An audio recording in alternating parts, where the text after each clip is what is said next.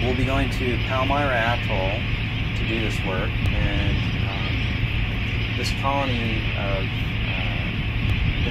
that atoll has a very, very large colony of red-footed boobies.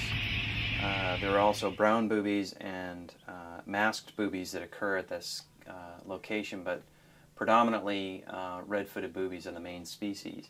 This particular tag was developed originally by a Swiss or an Italian company that used them to do homing studies on pigeons.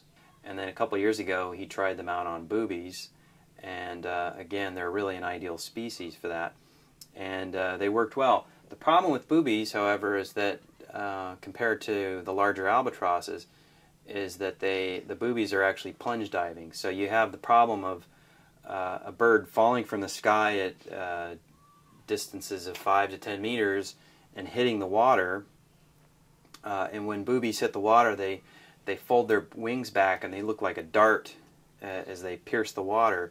And so there's two things that have to be overcome to do this work. One is the placement of the tag on the bird, because it has to be in such a way that it doesn't interfere with the bird when it hits the water and doesn't get torn off the bird when it hits the water.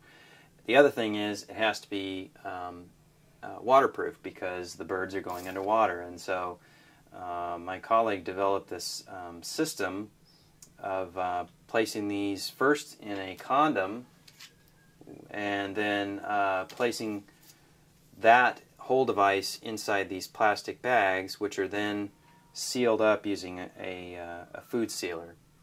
And then the entire device is then taped to the underside of the bird's feathers like such and released. And so when it hits the water, it'll hit the water in such a way that most of its body is in front, and so the tag is actually protected as it hits the water.